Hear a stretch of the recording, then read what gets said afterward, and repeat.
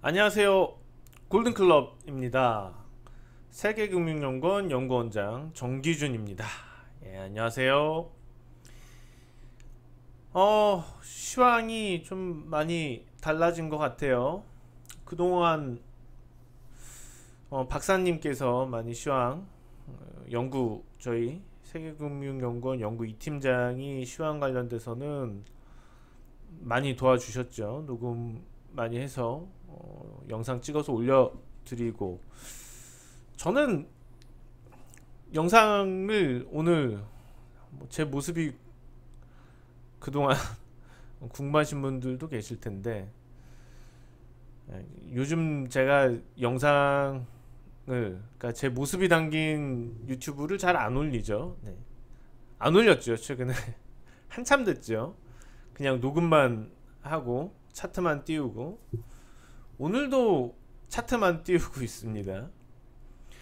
제가 요즘 좀 살이 쪄가지고, 많이 찐 건 아니고 좀 쪘는데, 그냥 살이 좀 찌다 보니까 그냥 카메라 앞에 서기가 약간 좀, 그래서 다음에 요즘 뭐 등산도 하고 살 빼려고 노력을 하고 있으니까는요, 살 좀 조금 빠지면은 또 카메라 앞에 모습을 드러내도록 하겠습니다. 요즘 시장이 약해서 회원님들 좀 힘드시죠? 국내 주식시장만 또 이러다 보니까, 특히 코스닥 문제의 코스닥, 누구나 다들 국내 주식시장 참여자라면은 모두 다 힘들 때인 것 같습니다. 어떻게 하던 누가 하던 간에 다 힘든 시기인 것 같아요. 그래서 오늘 또 제가 다음 주 유망 추천주를 한 종목, 꼭 다음 주라기보다는 하반기 유망 추천주를 한 종목 들고 나왔습니다. 이따가 끝나기 전에 또 소개를 해드리도록 하겠습니다. 제가 이 코너 통해서 말씀드리는 종목들 중에서 폭등하는 종목들이 꽤 많아요. 왜 그럴까요? 네. 자, 지금 보시는 차트 본론으로 바로 들어가서 말씀을 드릴게요. 또 길게 말하는 것보다 핵심적인 얘기들 다들 좋아하시니까. 요즘 힘든 상황은, 남의 떡들은 큰데 우리 떡은 계속 없으니까 떡 좀 보고 싶어서 S&P 500입니다. 사상 처음으로 3000선을 넘었어요.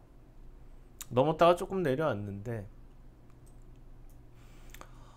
뉴욕 증시가 매우 강합니다. 지금 뭐 일봉 차트 흐름이고, 월봉으로 한번 보시려나요?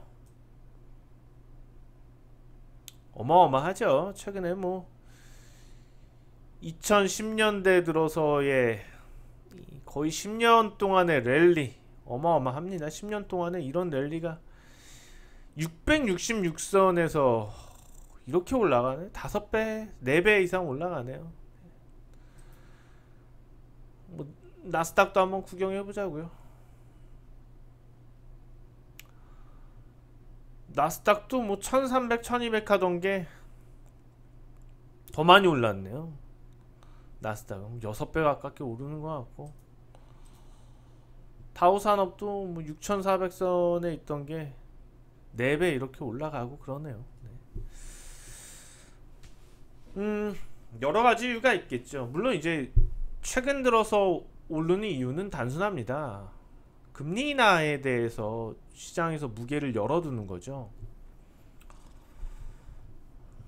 어떻게 보면 조정을, 내리지 않는 조정을 또 거쳤다고 할 수도 있겠어요.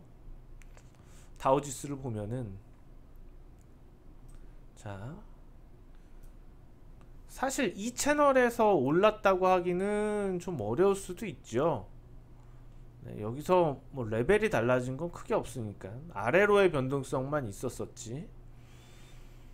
그러면은 실제로 2018년부터 지금까지 좀 정체되었다고 볼 수도 있을 것 같아요. 네. 그러면 조정은 조정이었는데 시세가 꺾이지 않았던 조정으로 판단을 하면 맞을 것 같습니다. 자, 여기서 그대로 이제 나스닥으로 보실 텐데, 같은 기간인데 같은 기간의 나스닥도 어떻게 보면은 뭐 조금 변동폭만 다를 뿐이지 결과적으로는 레벨을 크게 달리하지는 못했다고 보고 있습니다. 오히려 이때 이런 조정들을 거쳤고. 그럼 뉴욕 증시는 어떻게 봐야 될까? 한 가지, 첫 번째로는 조정은 다 마쳤다, 이런 틀 내에서의 다우지수를 보시면서 이제는 금리 인하 모멘텀으로 재차 오를 때다, 그렇게 볼 수 있는 시각이 있을 수가 있겠고, 자, 이런 식으로 올라갈 차례지 않나, 시각이 있을 수가 있겠고, 다른 시각에서 볼 때는 좀 다를 수가 있어요. 다른 시각에서 볼 때는, 자,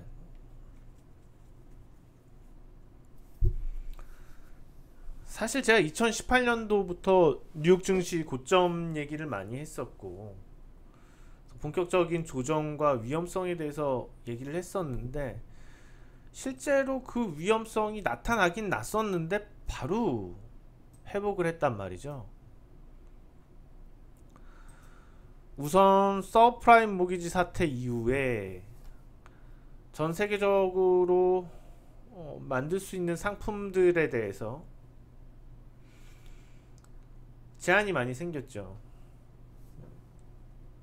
그러니까 돈이 갈 때가 제한이 생겼다는 거예요. 그동안은 주식시장뿐만 아니어도 어떤 선도거래 상품이라든지 파생 상품 시장이 워낙 다양해서 고수익에 대한 선호도가 있었지만, 서프라임 모기지 사태 이후에,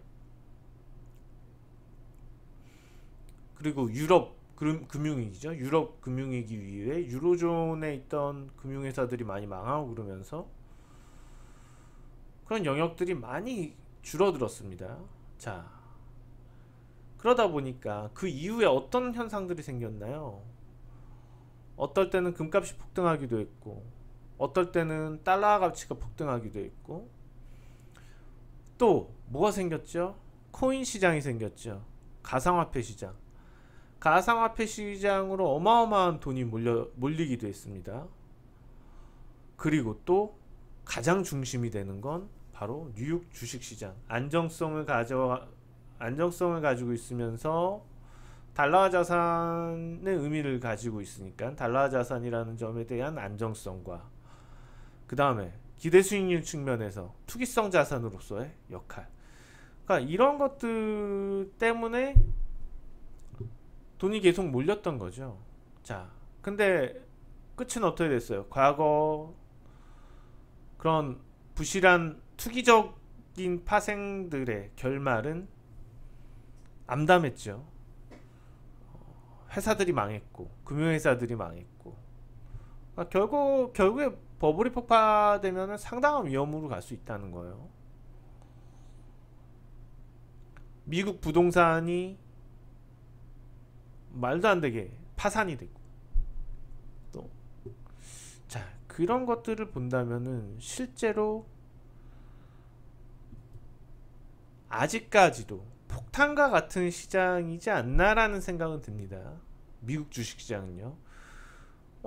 여기서 어떤 투기가 더 주가의 흐름을 이끌어 줄지는 나도 모르겠습니다. 그렇지만은 결국에 이 버블은 한번 터진다는 거죠. 심각하게 터진다는 거죠. 터질 때. 그런 위기에 대해서는 좀 뉴욕 증시는 가지고 있어야 될 것 같고,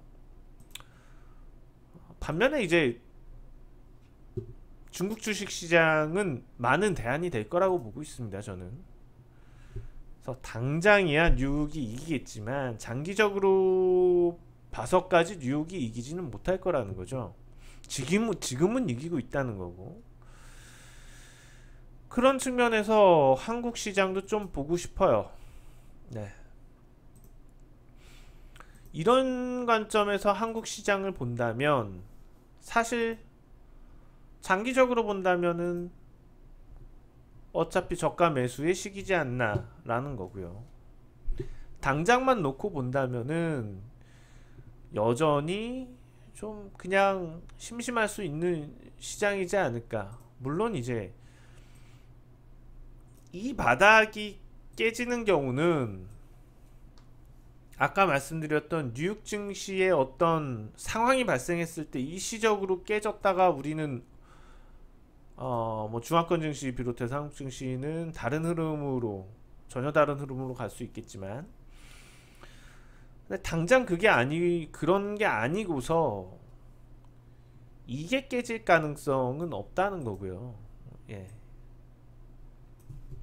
모두 다 의문스러워하는 본격적인 상승은 언제겠느냐라는 부분. 국내 증시가 최근에 유독 이렇게 약했던 원인들을 보게 되면은 실질적으로 코스닥이 많이 약했던 부분이나 일단 개별적인 종목들 영향. 뭐 일본에서 겐세이 부리 일본 말인가요? 그런 얘기를 쓰면 안 되나요? 일본에서 자꾸만 태클 거는 부분들. 이것도 우리말은 아니죠. 일본에서 자꾸 깐죽거리는 부분들. 이것도 바른 용어는 아닌 것 같고, 아무튼 뭐 그것들을 다 조합해서 일본에서 헛짓하는 부분들이 국내 종목들, 큰 종목들에 영향을 줬던 부분이 있을 거고, 그리고 그 밖에 한미약품을 토대로 한 제약주들의 뭐 흐름들, 시장에 이제 반도체 관련주들 시가총액이 가지고 있는 부분들, 제약주들 시가총액이 가지고 있는 부분들, 이게 시장에 미친 영향들 많이 안 좋았고, 제가 이제 말씀드리고 싶은 건 발생했던 국내 증시만 유독 하락한 이런 요인들은 실질적으로 뭐 중국 미국 무역 협상이며 다 실제적으로는 이례적인 부분이라는 거죠. 결과적으로 여기서 우리가 유독 더 하락했던 부분은 보상을 받을 수밖에 없다는 거예요. 결국에 언젠가 당장에 위축돼 있다면은 당장 그 위축된 상황들이 풀리고서는 움직이겠죠. 어차피 이제 뭐 연초 시황과 관련된 부분도 제가 가끔 연초 예상했던 부분들에 대해서 말씀드리고 올려드렸지만, 어차피 국내 코스피 시장 관련해서 고점 수준 2200에서 2300선 사이 뭐 1분기 중에 나타날 수 있는 그 고점과 2분기의 바닥권까지의 또 내려감과 등락들, 부진함, 이런 거에 대해서 이미 연초에 예상해서 특집 투자 전략으로 분석해서 말씀드렸던 거, 지금 그때 얘기했던 상황 상반기에 그대로 갔어요. 거기서 제가 예측했던 건 4분기부터의 본격적인 반등입니다. 그러면 3분기에도 물론 이제 반등도 있고 하겠지만 본격적인 상승은 아니라고 보시면 될 것 같아요. 지금 있는 이 3분기 중에서 바닥을 좀 더 확고히 하는 흐름이 있을 거고, 그런 차원에서의 등락들, 이런 등락들이 있겠지만, 랜덤한 등락들이 있겠지만 추세 흐름은 못 잡는다는 거고, 본격적인 상승 시도가 있겠지만 본격적인 상승이 나타나는 건 4분기부터라는 거예요. 그러면 지금 뭐냐? 준비 과정이라는 거죠. 그럼 이 준비 과정에서 우리가 특별히 많이 잃고 갈 필요는 1도 없어요. 많이 우리가 잃고 갈 필요가 없다는 건, 무리해서 시장 상황들에 대해서 매매할 필요도 없다는 거고, 그러니까 무리해서 시장 상황에 이런데도 불구하고 저점이다. 저가 매수 들어가야지. 좀 오르면 팔면 되잖아. 이렇게까지 피곤하게 할 필요도 없다는 거고. 그래서 제가 볼 때는 중장기 전략은 그냥 중장기 전략으로 편안하게 가면 돼요. 중장기적으로 유망한 저평가된 종목들 사서 가면 돼요. 많죠. 삼성전자 대표적일 거라고 봐요. 그러니까 당장 삼성전자 사는 게 아니고 그때처럼 반도체 문제 불거졌을 때처럼 삼성전자 보죠.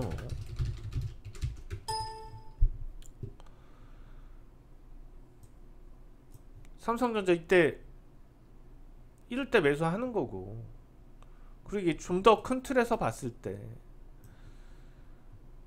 반도체 업황 관련돼서 불투명하네 어쩌네 뭐 그런 상황들 발생하잖아요. 또 그러면은 그럴 때 포인트 있을 때 또 사주고. 지금 자 보자고요. 일단 5G 시장 확대될 거죠. 그럼 5 시장이 점차 확대가 된다는 건 국내뿐만 아니고 해외까지 얘기해요. 그럼 관련돼서 모바일에 대한 수요, 그러니까 핸드폰 시장 전망, 그러면은 그것과 관련돼서 부수적으로 우리가 메모리부터 수요를 생각할 수밖에 없어요. 그러면은 우리 산업은 이런 통신장비 IT에 많은 기반을 두고 있기 때문에 산업과 이런 시장 전반적으로 그런 것들을 따지면은 당연히 4분기 업황 개선에 대한 전망들이 내지는 내년 상반기에 대한 전망들이 이젠 나올 거라는 거죠. 3분기 중에는 나올 거라는 거죠. 그러면은 실질적으로 그러한 부분들 반영이 3분기부터 조금씩 되기 시작하고 본격적인 랠리가 펼쳐지는 건 4분기가 될 수 있다는 거고요. 그것을 준비하기 위한 저가 매수는 충분히 필요하다는 겁니다. 중장기적으로. 그 관점이 아니라면 차라리 아예 그냥 테마 형성되는 종목들에 대한 단타인데 쉽지는 않잖아요. 뭐 부지런할 수 있다면 그런 것도 충분히 저는 해볼 필요도 있다. 대신에 낮은 비중으로. 그래서 아예 지금은 그냥 짧게 보고 돌릴 건지, 뭐 길게 봐야 뭐 일주일 보유하고 아예 그냥 스윙처럼 추세 보면서 5일에서 일주일 길게 봐야지, 아니면 아예 좋은 종목들 그냥 밑에서 담아두자. 조정 보일 때 편안하게 가자. 막 악착같이 지금 수익 막 당장 막 내야지 이 생각은 아니라는 겁니다. 자, 이 정도까지 뭐 지금 상황들에 대해서 좀 설명을 드리고 다음 주에 다시 2탄으로 드리면 될 것 같고, 종목 하나 말씀드리기로 했죠. 자, 아까 잠깐 보였었는데 이노와이어리스입니다. 스몰셀 부분, 이제 예를 들면 뭐 작은 5G 기지국이구나, 그런 부분에 있어서 성장성이 분명히 있다고 봐요. 지금 많이 주가가 오른 것도 반영인데 피크 시세는 아직 나오지도 않았다는 겁니다. 등락은 있겠지만은 제가 볼 때는 의미 없는 등락일 거고, 장기적으로 봤을 때는 어느 정도 채널을 깔아두더라도 이것을 발판으로 해서 또 다른 시세 흐름을 만들어내지 않을까라고 판단이 들어요. 그래서 당장 뭐 목표 주가들 컨센서스가 4만원 정도에서 나오는 것 같은데, 일단 뭐 그 단계에 접근한다면은 분명히 목표 주가 올릴 거고요. 지금 무엇보다도 올해의 실적보다도 내년에 대한 실적 기대가 매우 크잖아요.